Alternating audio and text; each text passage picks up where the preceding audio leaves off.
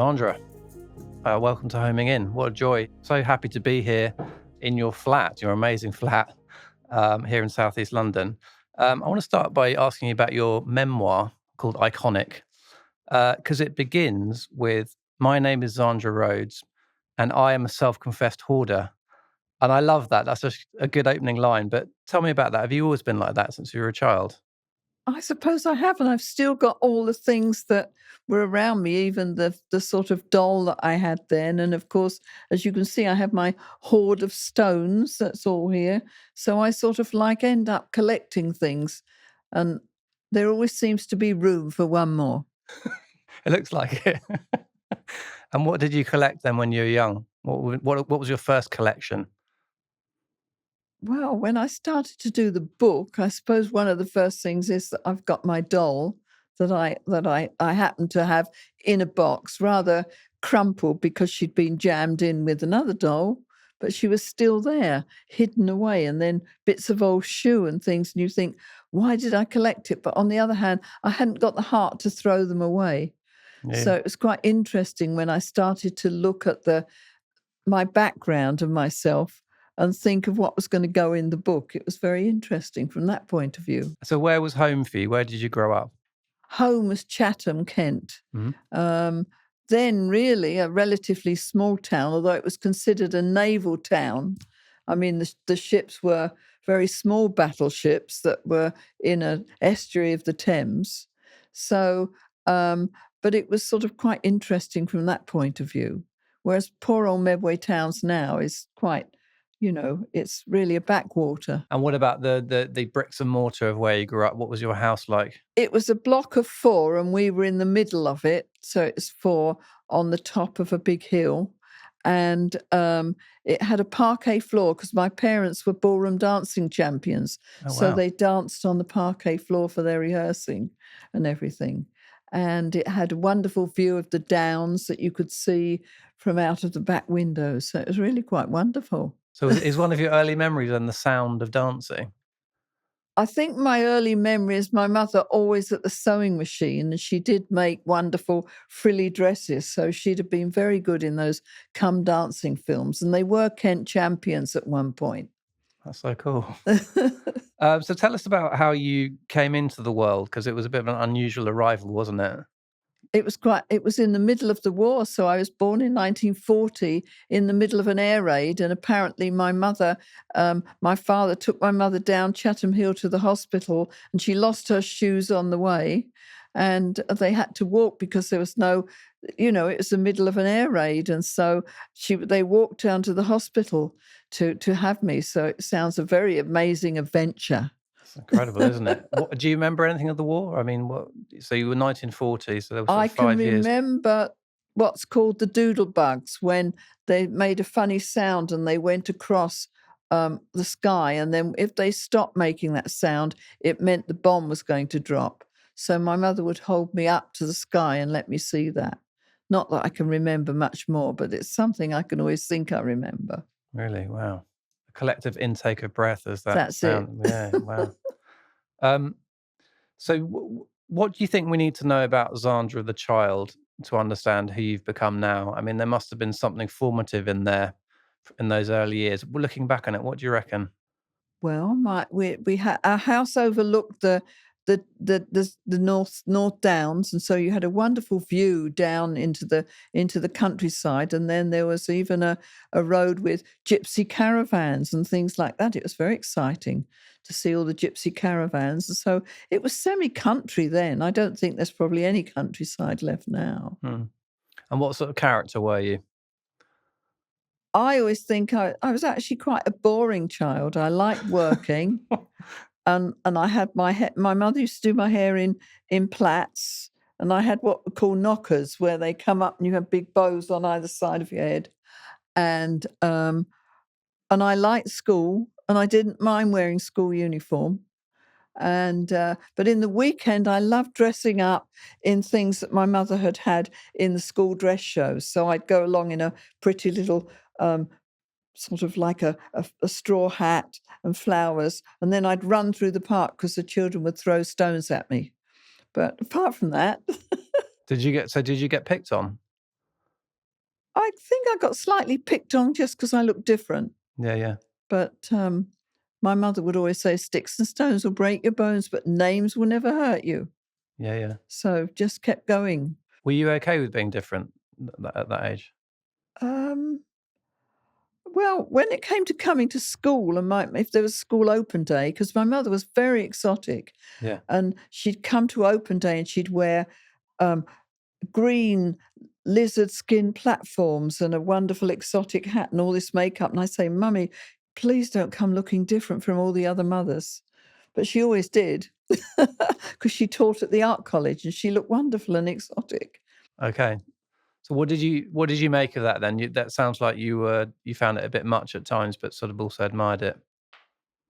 I grew to admire it later. She was Yeah. sort of a very special person, and she was one of the most exotic people at the art college. But at the art college, I pretended she wasn't my mother because I wanted to be sort of ordinary and getting on with my work.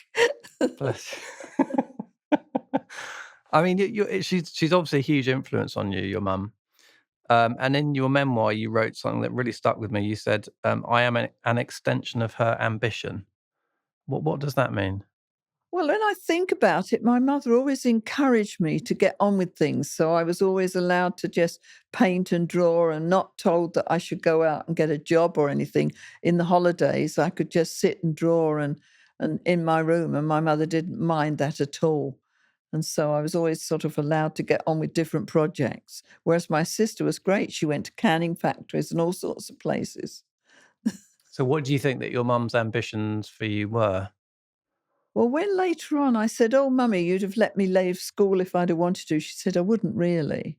Yeah. So she was the sort of person who I think she was good at handling the puppet and could Mm. maneuver and wanted me to go to college and everything like that. And I was really, I suppose it was her guidance that took me to an art college and encouraged me to draw.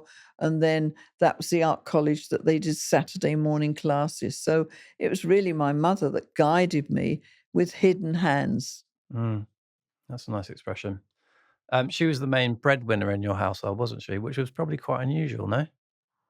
I think when I look back, that it must have been very difficult for my father, who was just a lorry driver, and they'd met because he was very handsome, and he they did ballroom dancing and everything. But apart from that, they didn't have other things in common. So it must have been a very difficult time. Mm. What was your father like then? My father was like Elf Garnet, a Okay. very rough diamond. Yeah. And when you see films of Elf Garnet, that was what my father was like, sort of always shouting around and everything. Yeah. And I wouldn't have wanted this. I think children are terrible snobs. I wouldn't have wanted to bring people back to meet him. But why not when you think about it now? So why wouldn't you have wanted to bring people back? Would you worry about what he would say, or what would it be? Yes, if I'd knock at the front door with my friend Gillian, this was when I was probably about, 7, and I say, "Can Gillian come to tea?" "No, she can't come to tea. She came last week." And how much could she have eaten? She could only have eaten probably a few pieces of bread and maybe baked beans on toast. But anyway, I don't Mm. know why. Yeah, yeah. Okay. Um, your mother was very flamboyant, getting back to her. In the book that you say that she had out of body experiences, which I found fascinating. Tell me about that? She said she could sometimes see herself as a cucumber or something in a strange room and and all sorts of funny things like that. She didn't like doing it, but she said it happened to her quite often. When you say like doing it then, was that something that she sort of I tried to think it came upon her. And of course, my mother's sister in law was actually a medium called Ena Twigg. And right at the beginning of my career, a lot of Americans used to want to go and see my aunt, who used to have seances and talk to people from somewhere else. Okay. And have you inherited any of that? She came to my house once and she said, "Zandra, I can see flames going up the wall behind you." And I said, "Auntie, you're coming as my auntie. I don't want to know. And I don't want to know anything about it." Wow. You sure she wasn't just looking at your paint effects on the walls? She might have been when I look at I it now. I can see a lot of flames coming out the back of you. And your grandmother was murdered, is that right? My grandmother on my father's side, but I Yeah. mean, her husband, that was what would have been my grandfather, was in the army somewhere, and they took in lodgers, and there were several lodgers, and she had an affair with both of them, and one of the lodgers killed her and severed her head, apparently, and that was in all the newspapers. And in somewhere like Chatham, it was a very, very small town, so it was in the newspapers. But I never learnt about that till my sister's granddaughter did. Looked it all up on Ancestry. So do you think was all that kind of stuff concealed from you then? Do you think? It just wasn't spoken of? It wasn't spoken of, and because I admired my mother so much, I think my father really got probably a raw deal, really. I think he didn't get accepted for what he was, really, because I was always driven by my mother's ambition and that of going forward and doing my work and being encouraged all the time, and my father was just in the background and didn't talk about it. What do you think your mum wanted you to become, or what career does she want for you? I think she was very pleased that I went into art, and she was very pleased that I was usually the top of whatever I did, and I obviously like my work, and I think I'm probably the culmination of my mother's ambition Mm, more than anything else. yeah. What about your ambition, though? Well, I think it was mine, or maybe it was my mother's hidden when I look at it. But Mm. I mean, I can't complain. I'm very happy in that I've been able to live through doing my work and fell in love with doing textile design, and textile design led me to everything else. Why do you think they called you Zandra? Because it's quite an exotic name, isn't it, for a girl from Chatham? My mother was going to call me Zandra with an X, like when you write Alexandra and it's an X. Okay. My grandmother said no one will ever know how to say it, so she changed it to Z, which I think is probably even more unusual. And then a few months ago, someone came all the way from Australia with a gift for me, and they said, we were in Australia when you were doing a big campaign, and my mother was at the dentist, and she read the press about you, and I'm called Zandra after you. Oh, And she wow. came to see me all the way from Australia, so that was That's fabulous. lovely, isn't it? So there can't be very many Zandras around. I'm sure they're increase. I Yeah. hope they're I'm sure you've increase. increased the numbers. And what about your sister? Did you get on well with her when you were young? I didn't get on with my sister as a child, Okay. and my sister's much more developed person.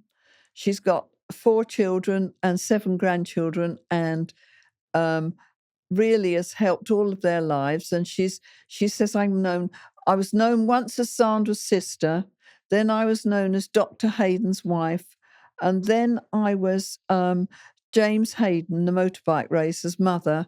So she said, I have all sorts of names, and she loves it And do you get on well with her now, though? perfectly. In fact, I'm going to stay with her for Christmas, Oh, which lovely. will be wonderful. Okay. And That's she really puts nice. up with me. Yeah. And what about, so her kids must love you as well. That having you in their lives, that must be Well, fascinating we for them. actually think it's very funny because her eldest grandchild is training in menswear in London, and her second grandchild is doing interior design, I believe, in Brighton. So she said, "Why are none of them doctors?" Yeah. Exactly. Yeah. But it's interesting that, though, isn't it? My grandfather was a very successful architect. And I think sometimes you have a figure in a family who sort of shows the way for others. And so I'm sure you do that. You must have done that for other members of your family Oh, without being conscious about it. I'm thrilled now to be an interesting auntie that they come and see. Yeah. It's fabulous, Yeah. I bet they love coming here. So I hope they do. Incredible for a child. So let's have a look here. So you mentioned textiles. Did you know you were going to go to art school? Was that always the plan? I went to art school first for Saturday morning art classes because I was good at art, and I thought I'd be a book illustrator. And then I came under the influence of a wonderful woman called Barbara Brown, who was doing textiles for for Liberties and not Liberties, Heels. Yes. And I fell in love with doing textile print, and it's a wonderful medium of covering textiles with wonderful designs. Loved it. So at Royal College, I was a first class honours student, and they said, "Oh, we think Pucci might love your work." And he was appearing in Woollands, a big shop in London. They sent me, and I dressed up in my special grey suit that my mother had made me, and I laid the work out. And the very grand Italian count came in, and he looked at my work and he said, "I think you should design in black and white," and walked out. So I wasn't offered a job at Pucci. So then I decided that since no one was buying my prints, I got a great friend who trained as a librarian to show me how to make garments, because I'd never thought I'd do that. And he showed me, and I put a collection together. I had a letter of introduction in America to Diana Vreeland, the high priestess of fashion, put together a collection. I printed it, made the caftans, took the whole collection to New York with a letter of introduction from English Vogue. And I showed her the clothes, and she was this amazing woman with this amazing hook nose and her face shaded red all round the edge and dyed black hair. And she said, "Marvelous, they're incredible. We're going to feature them in Vogue." And she called in Natalie Wood, the film star. "We're going to photograph them on Natalie Wood. And then I'm going to phone up the top boutique in New York, and they should sell them for you." So I phoned up the top boutique in New York and went to see them, which was Henry Bendel. And for the next 20 years, I made clothes in London and took them over, sold them and showed the magazines and did tours all around America with my clothes. Wow, isn't that which just I incredible? printed myself in the factory. It's just amazing. What did Diana Vreeland see that others didn't, do you reckon? I think the fact was she didn't know that I was a textile designer making dresses, so she saw me with new eyes and she saw my clothes. And so really my career was first made in America and then came back to being here. So I dressed Lauren Bacall and Jackie Onassis. And so I did tours across America doing shows with my clothes. Do you think in America they are a bit more accepting of newness or the avant-garde, or is that I hear it quite a lot that designers sometimes from here feel like they have to go over there to find a bit of a tailwind? I think it's really just to find your feet and be accepted. Then, of course, I was lucky enough that people accepted me here. So I then made clothes later for Freddie Mercury. And Yeah, tell us about that, by the way. that was quite wonderful. I had my funny little studio in Bayswater, 3 floors up, and you'd stagger up the zigzaggy stairs to the top.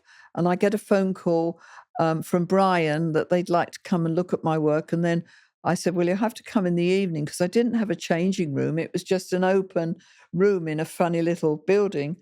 And when I put the phone down, I had to say to my group, "Excuse me, what do they play?" And they were actually had a hit record at the time, but it was in the middle of the 70s. It wasn't when they'd done all of the wonderful things they do now. And they came round in the evening, clambered up all these rickety stairs, and then I picked a wonderful bridal top, a pleated top, and said to Freddie, "Try it on and see how you feel in front of the mirror." And that was when he had the one that you always see him in the pictures that was so lovely of him. So that's a bridal piece. That was a bridal piece It's that he just had. so brilliant, isn't it? What was he like as a character? Very shy. He really just tried the things on and then performed in front of the mirror. I mean, I've found a lot of people, they're very natural when you're actually with them and trying things on. Lauren Bacall came round there and then stepped on a pin. I didn't know what to do. I was on the floor trying to get the pin out of her film star toe. Oh, God. Oh. And you've had all sorts of fabulous dinners and lunches as well. So you had dinner with Salvador Dali at one point, didn't you? That was an amazing experience in New York, and his wife I thought it was a real tattoo, and she had a tattooed moustache on, but it was, in fact, I think, drawn. In homage to him. I think so, yes. So it was a very exotic luncheon at the Pierre in New York. Wow, okay. And then you also went to Andy Warhol's factory, didn't you? That was an amazing experience because there were all sorts of things happening, and there was his office with all these exotic things, and then other people doing things in the background. I mean, the whole thing, one almost felt like you weren't even treading on the ground in New York in those days. It Yeah. was quite an amazing experience. So you became known as the Princess of Punk, didn't you? I know, with my 3 eyebrows, but in fact, the funny thing is, I got known as the Princess of Punk, but I only did one punk collection with the beads and the safety pins, but it got known as that. And then, of course, after I'd done the collection with the beaded safety pins, 10 years later, Versace did his black dress that was worn by Elizabeth Hurley for the opening of the film that they went to, and, it was quoted in the newspapers that I had done that 10 years before, and he banned Susie Menkes from his show for only two seasons, and then he asked her back again. So interesting.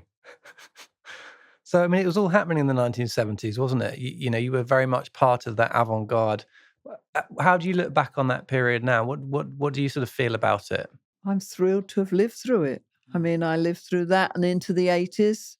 It was all, I mean, my feet didn't touch the ground, I think. But funnily enough, I was always working, and then it was only in the evening when I'd shove the caftan on and look all right for the evening. And the rest of the time, I was printing fabric and working in my factory in Hammersmith. So it sounds to me that you have this incredible work ethic. Is that fair to say?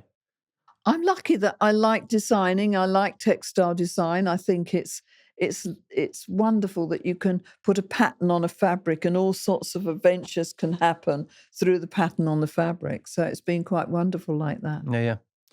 So to bring it back to the home for a moment, Zandra, your first flat, which I've read a bit about, sounds fascinating. So I think it was meant to be kind of like a sort of 3D version of pop art, right? Is that right? I just feel that if you're a designer, you should often live design as well, because if someone comes to your house and says, well, what do you do, and they can't even see and they think, oh, this is very boring, after all, I mean, I'm representing my work. And if I say to someone, you'd look lovely in a Zandra Rhodes dress, and then all they're looking at is a person in black with nothing else, how can they believe in a Zandra Rhodes dress? So I believe in my work, and I love it when other people do. Yeah, yeah. And that transpires as well in your living spaces. And it sounds Yes. like this place, your first flat had sort of artificial grass on the floor, did it? And Oh, we had artificial grass. I think it was round and under the television and round by a bar. And then we built the circular table because I was this one teaching here, this circular still got it. table. We built with a Black and Decker. And I felt that you had to represent what you were selling. And at the same time, I love having dinner parties. So I could invite people round to dinner, and you can seat 20 people around this table easily. Yeah, yeah. You say that, but you are absolutely, synonymous with color. But you mentioned dinner parties there. When it comes to cooking, right, you only cook beige things, don't you? I did only cook beige things then. I cook all sorts of things now. I could do trifle. I could do something upside down with flames on it. No, I could do all sorts of things. I've perfected myself from just beige Have dinners. you? Oh, yes. What was in your famous beige dinners then back in I those think days? it was usually probably a beige soup followed by probably a pasta with cheese and things. I can't think what it might have been. Maybe I would have served ice cream. I can't remember in those days. It's so long ago. Yeah. I remember we did an all black meal once. Albert, my business partner, and I, we That would did be one. difficult. It was very good, actually. It was like, I mean, it sounds really pretentious now, but it was like squid ink risotto or something, and Black Forest gatto, and who Oh, knows well, what else. that sounds extra exotic. That's extra intelligent. I mean, but I'm quite good on soup, beet soup, Yeah. or a lovely cold beet soup with cream on the top. So I mean, I can come to try different things. Yes, So and do you and still? I mix different people at dinner parties, which is always fabulous. And so, what's a memorable dinner party that you'd have had in this place? Well, not in this place, but in my old house in Notting Hill, I had Larry Hagman and Divine and who else? Oh, and then Diana Vreeland, the head of American Vogue. And I sat her next to Larry Hagman and she said, "Excuse me, what do you do?" He said, "Well, I play the bad man in a cowboy series, but you probably knew my mother, Mary Martin, because Mary Martin played Peter Pan in New York for years." So it was very funny. That's excellent. Okay, let's move on to your current home where we're sitting now. Just tell us the backstory of this place. How did you find it? What's the backstory of how we ended up here? Well, my career was sort of in a bit of a doldrum. People had got fed up for a while for my chiffons. They came back to them again, but they got fed up for a while. And then my great friend Andrew Logan was living in this area, and the Shard hadn't been built. And he said, "Zandra, there's a cash and carry building going round the corner. Why don't you buy it and form your museum that you've been talking about?" Because I'd saved in fact, I've saved over 6,000 of my garments. And I said, "What do you think I am? Made of money." And then I found I could sell my house in Notting Hill Gate and it paid for the cash and carry building. Of course, I hadn't calculated that I wouldn't get a government grant and that I'd have to get it converted. So I lived in squalor for about 5 years in the cash and carry building with their offices. And then my boyfriend, who he was in fact the president of Warner Brothers Cinemas, and he said, "Well, let's think constructively. If we build 9 apartments on the top, we'll pre-sell some of them, and that will pay for building it." So that's how we did it. Okay. And now it's the Fashion and Textile Museum in the on one side and my studio's on the other. And then I have one flat, and then there are another 9 flats at the back. So anyone that's been down Bermondsey Street in Southeast London will have seen this building because you can't miss it, right? It's orange and pink, and it's designed by Ricardo Legarreta, the top architect of Mexico. Sadly died now. And I flew him over first class on my mileage tickets. Oh, did you? And I said, "This is an up and coming area." Of course, there was nothing here. And and I got top architect, but I knew if I chose a top one that did absolutely way out stuff, like say Zaha Hadid, it would never get past in Bermondsey. So he designed this lovely refit for my building in orange and pink, and it was his first building in Europe, and it was opened by Princess Michael of Kent. And we now have a fantastic exhibition of fashion of underground fashion from the 80s. It's gorgeous. So I'm proud of having founded that. It's an amazing building, an amazing legacy. It's a great thing. I mean, for those that know about Mexican architecture, it feels very much like the legacy of Louis Barragan. It's those colours. It's the kind of hot pink and the orange and And blue outside with blue. my white hydrangeas. And white Perfect. hydrangeas in front of the blue.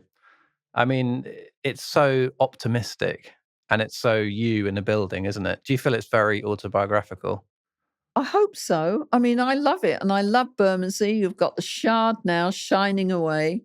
I think it's a sort of wonderful place to be, and I'm very proud and love living here.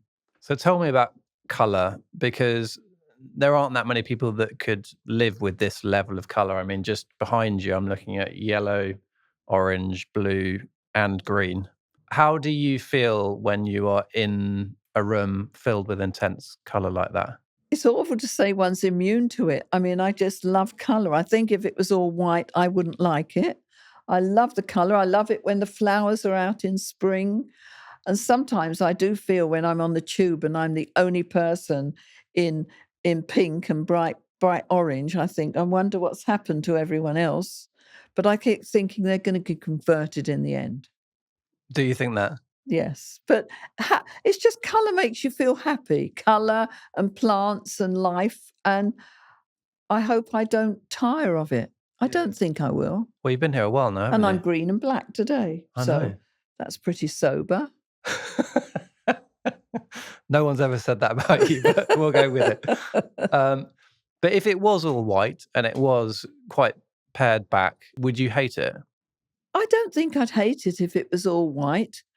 I mean, I've got as you can see, I have plants all around me, so you'd already have something green. At the moment, it's looking very red and green because it's Christmas, and so we have to decorate it all, And then I've got all wonderful things around, like one in my book. I've written about Divine. Always loved Christmas, and he used to stay with me, and he always he'd go mad and buy things, and he bought me the lovely Christmas goat from Sweden where he'd been doing an appearance. So, and then there's all different things that I've got left over from America that came back with me, like Christmas stockings and a stuffed Father Christmas. And I'd go out immediately after Christmas and buy them cheap. So my Father Christmas, who's 3 foot high, I bought in a sale immediately after Christmas, and he's lived with me ever since.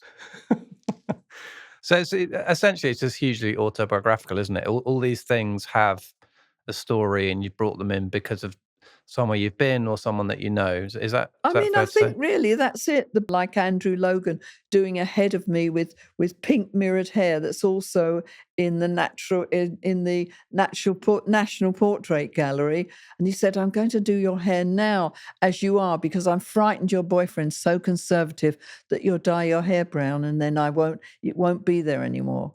So everything's just one of life's adventures that's recorded and saved with me.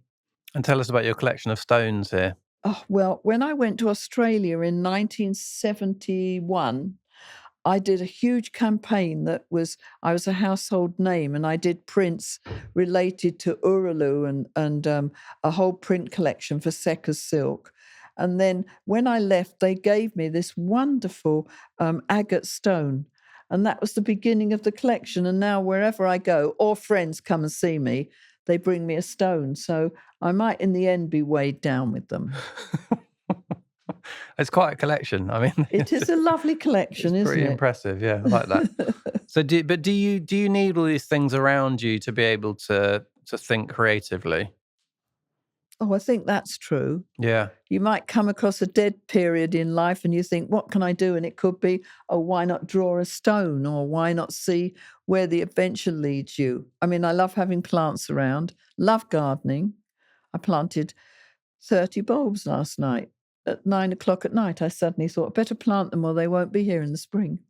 That's really nice, isn't Tulips.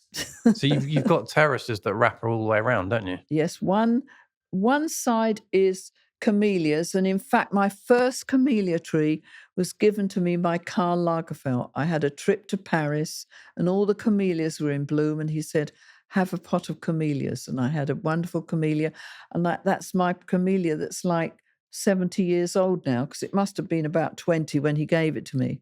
So in the spring, the camellias are that side, and then later on, the peonies come out another side, and then there's the blue corridor, which is all white hydrangeas. It's amazing. I wish we were seeing it in the spring. I know, As I you'll said have to to you come earlier. again in the spring. Yeah, we couldn't be here on a more dull day, but I know, it's a wonder there's enough light to do this filming. yeah, it's still singing though. I mean, it's just incredible. And what else in here that is particularly important to you then of all these objects? I mean, there's so much Oh, here. well, I happen to have, this is the fan that Karl Lagerfeld, this is a fan that Karl Lagerfeld gave me at one of the Met Balls. Oh wow. And I still happen to have kept it. Miss Hoarder, I've kept it. Well, you can't not keep You that. can't not keep that one, can you? And it's drawn by Antonio, who is absolutely one of the world's most amazing artists. And he drew me as well one time in Paris. And he was just such dramatic.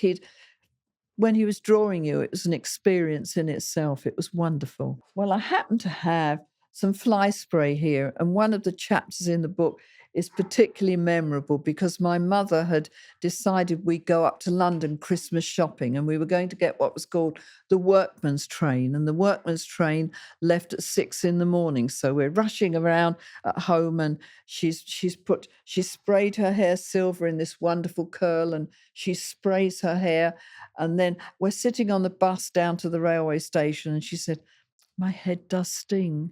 My head does sting." And she'd sprayed her hair with fly spray and not setting lotion. So that was very funny all day. That's great. And speaking about hair, your hair obviously has been through various iterations over the years. We're currently, would you call it pink? It's pink, yes. It's pink. It's pink. In terms of your personal style, you said that you're looking very demure in green and black today. Just tell me about that. I mean, it's so much part of your identity, but how do you look on that? Is it is it an armor of sorts? I mean, what does it do for you, the way that you appear and you dress? I suppose my appearance is a sort of suit of armor. I mean, I discovered that I liked my hair. Well, first of all, I saw a program on Vidal Sassoon, and he was making coloured wigs. And I got a coloured wig in green, put it on, and it pinched my head, and it was uncomfortable. And then I thought, just a minute, why can't I dye it? So I then got in touch with Leonard, who was really at the beginning of the height of his career in London. And he used to experiment on me. So I had wonderful times and started with it green, but the green went like old yellow straw. And then eventually I went to China in 1979 and came back and I thought, red China. And I dyed my hair pink, and it was so easy to keep. It stayed pink forever after that. I mean, it is fabulous. I bet how would you feel if it wasn't pink? If it was just natural colour? Oh, it would be natural grey now, and I'd feel very boring. So I'm certainly not going to leave it grey. Is that right? And what happens at night time? Do you take it? Does everything come off at night time for bed, or No? No, I sleep fully in my makeup. do you? And take it off in the morning. If I'm late, I make up over the top of what's left. Okay. And that's it. So there's never a moment when you haven't got the makeup on? I don't see myself without makeup, ever. Oh, really? That's worse. You see, if I went outside the building and I had no makeup on and I went downstairs and put the dustbins out, you could be sure there'd be someone with a camera. There would. It's much better to look right for the part, whatever I look like.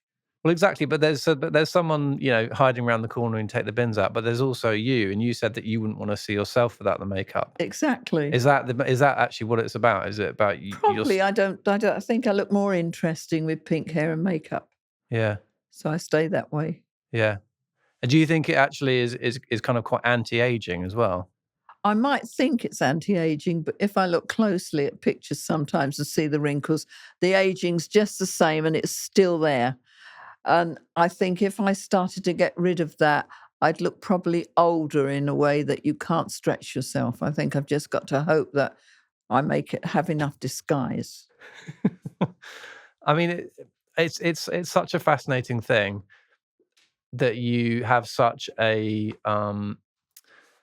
strong outward sense of style, I suppose. And I'm just wondering if that's because inside you are quite a shy person somehow, or I don't know if that's the right word, but it's obviously a front for something, right? Because we all do it. What's it concealing in your case, would you say? I like your logic. Yeah. I mean, maybe it is a front. I mean, we all have different things that build us up. If I'm not, I don't mean I'm always really dressed up, but I always make sure I'm made up with jewelry and my hair done. So even if I'm in the most crappy old clothes and putting out the dustbins, I still represent myself in some manner or other. You do look fabulous, I have to say. Oh, thank you so much. And could you wear monochrome there? Do you ever wear a black dress or something? I was given the project by the Daily Mail years and years ago to wear black for a week. And I felt very boring. Did you? I did dolly it up with Andrew Logan jewels, and I was fully made up, but I still felt boring. Yeah. It's interesting. So you mentioned your partner earlier. Do you have a partner now? No. So do you live here on your own? He died I was with him for 30 years, and he died right at the beginning of COVID in, what was that, 2019. And then we had a house in California. I'd already got here as well. So I just packed everything up and put it into storage. And then I tried to go back with my sister to actually load it for it to come back. And I wasn't allowed into America because I hadn't married him. So it was shipped separately. But everything came over here. And I now live with that and his portraits all along the wall. when he Lovely. was 91, 92, right up to 98. 98. Wow. Got to 98. So was he quite a bit older than you then? He was 18 years older than me, which Yeah. it's not very much when you're Yeah. in your 60s, Yeah, I guess. Yeah. so we had wonderful time together. And he was, as you say, president of the Warner Brothers, He wasn't was it? president when I met him. He was president of Warner Brothers, but he'd been president of several other companies in America, and he was a dynamic, self-made man. And he was always working, and he didn't notice that I was. It was fabulous. It was a great relationship. That's interesting, that though, isn't it? You hear that quite a lot, that there are partnerships where it's a sort of unwritten rule that you can just do your own thing and you can work hard, and that's great. Oh yes, if he was on a project, he'd be concentrating on that project. I mean, I heard stories about when he was married with his first wife, and she'd of course make dinner and she'd be waiting for him to come home, and then he'd phone up and say, "I'm still at a meeting," So it sort of was perfect. And how's it been without him? It must have been tough for you. Um, we were both workaholics, so I came back and transferred all the most wonderful things about him to here, brought all the most wonderful things that we'd saved together, like collecting incredible English pottery, or at least he allowed me to collect it on our behalf. And that all came back to London, pictures of us.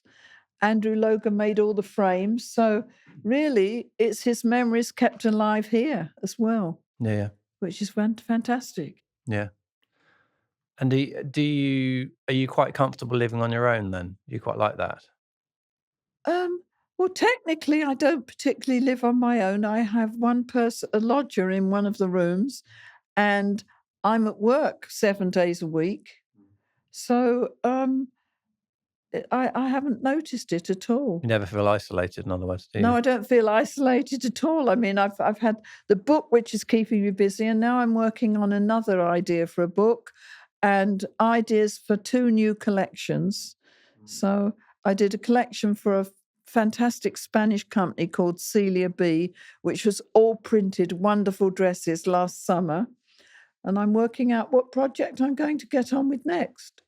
And I've did a Tesco's bag, which I keep getting phone calls from all over the world thinking I'm in control of the Tesco's bags, but I'm thrilled that they're noticing, which is amazing. Yeah. Am I right in saying that you're someone that just looks forward? You seem like that to me. Well, I suppose I just look forward and think, what projects am I going to do next? I've got ideas for 2 or 3 books. Yeah. And I've got ideas. I've still got to get my bathroom decorated downstairs with an Andrew Logan whole mirrored wall that I want done. And then I've got a trip to India coming up. So it's just very, very busy. So for anyone that doesn't know Andrew Logan, just explain who he is and also who he is in your life as well. Andrew Logan's a great friend, an artist who's also got a museum of his work in Wales.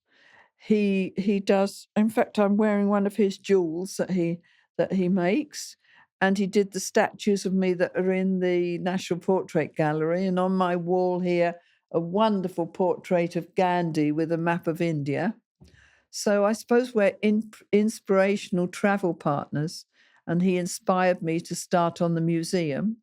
So we work together, or we look at each other's work, or enjoy what we're doing.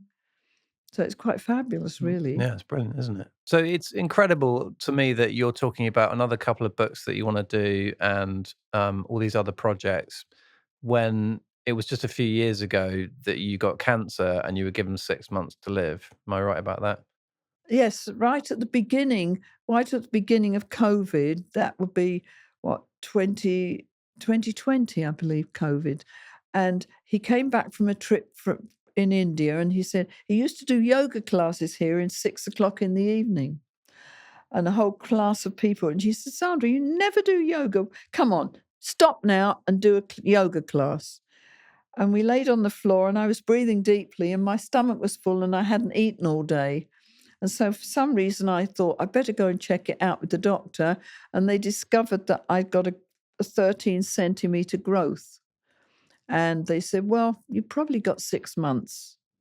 So I said, well, don't tell anyone or I won't have any work. And I founded the Zandra Rhodes Foundation so that my work, and started to look after all the work that I'd done over the years that I'd gradually been storing in this building and working out what museums. So since then, we've been sending work to Los Angeles County Museum, the Metropolitan. We're working with the V&A now where stuff's going. So I'm working out everywhere. And this top floor is going to be the head of the Zandra Rhodes Foundation. Okay. And I've got a fantastic guy called Piers Atkinson that's running it. So we've been really putting this all together since then. And then after that, they said, well, the treatment's worked and you haven't, it's got the growth has gone. So, and then I might have had to wear wigs. And my doctor said, Sandra, you worried you might have to, your hair's going to go. And I said, I've got plenty of wigs. I could wear all sorts of colours. So I didn't have that to worry about. But how do you go from being given 6 months to being so full of life now? I mean, what treatment did you have? It was called immunotherapy. So every 3 weeks, they put something in me that keeps me going. So you still have that now? I have it now every 6 weeks. What is it? I don't know. No, don't ask too many Like questions. I say, it's called immunotherapy, and they put something in it. And it comes in a black bag because it's light sensitive. And I don't feel any different when I take it. That's amazing, isn't it? So that's quite good. I mean, I don't breathe as well as I did, and I couldn't run a marathon. No. But you are 84. Is it 84 you are? 84, but I can still work. Yeah, I think you're doing all right. That's amazing. I mean, what do you have any sort of key to longevity that you can share with us? What do you think? I mean, it seems to me you're just someone, as I say, that looks forward and has always got a project on and always got something to do. I think there's a lot to be said for that, isn't there? I happen to be lucky that I like work. Yeah. I also like people. So I like to try and have a dinner party every weekend and mix different people together, which is fabulous, and hear what other people are doing. My pink hair makes me feel less boring. So I'm very lucky, and I've got a whole group of friends that also like their work. Yeah. Thinking about this place, your home, could you summarize for me the importance of this building in your life? Because you put a huge amount of love and effort into this place. What part does it play in your life now? Well, the museum is going to have some of my clothes that people can look at permanently, but that's separately run by Newham College of Further Education, but it means that other people can study fashion in different aspects. And I mean, I hope to just continue designing and inspiring young people. We have young students come to work with me in my studio. So we continue to do different things like that all the time. And if you didn't live here, where would you be? I can't imagine not living here. But I mean, I have a wonderful friend, Rajiv Sethi, who was a great influence India's been a great influence on my work. And I first took Andrew to India. So we love trips to India. And he did the whole of Mumbai airport with all wonderful artworks, including Andrew's artworks in one part and mine in another part. So, I mean, I think I'd take trips to India as well, and maybe Australia that I adore. Lovely. The warmth. Don't mind about the weather. Yeah. The warmth helps, but... What is it about Australia you like? It's been a great influence on my work, again, with some of the designs that I've done, modelled on the spinifex grass and the Urulu Mountain. And they're now in the National Gallery of Victoria and in the Powerhouse in Sydney. Yeah. And wonderful friends that I can go and visit there. Yeah. So I'm just going to ask you to be a bit retrospective now. Oh dear, I know, yes. I know. Have I got enough? Can I remember that much? I know. But we'll try. Well, you've written it in a book, so you've done well. Oh, right. So when you look back over your life, I often ask this question, but what gives you the most satisfaction, do you think, of all the things that you've done? I mean, you're 84 years old, you've achieved a massive amount. Just personally or professionally, what is it that you think is going to be your great legacy? Oh, I hope my textiles will be my great legacy. I hope that I'm planning a lot to go to the Victoria and Albert Museum, and I'm working with the Cooper Hewitt in New York, that they will have the replicas of a lot of textiles that I've done over the years. So I'm trying to make sure that that gets remembered properly. Okay. And on a personal level, do you think that you've lived up to what your mum wanted you to be? I wish she'd seen it. I wish Yeah, she'd seen that I'm lucky enough to enjoy the career that she started me on. yeah, But she knows anyway. yeah. When did she pass away then, your mum? Oh, she didn't even see my career begin. She saw me get first class honours degree at Royal, and then she died because she was unfortunately a chain smoker, and she had the worst smoker's cough I've ever heard in my life. And Okay. she died when I was only 23. But do you feel like she's kind of still with you, as it were? Oh yes, she'd know what's happened. Yeah. Sandra, so lovely to talk to you. Thanks so much for hosting us here. It's very personal and it's fascinating, and one of the most incredible, personal, autobiographical spaces I've ever been in my life. So thank you. Well, thank you for reading the book and enjoying it I did. and coming to see me. Thank you. Thank you.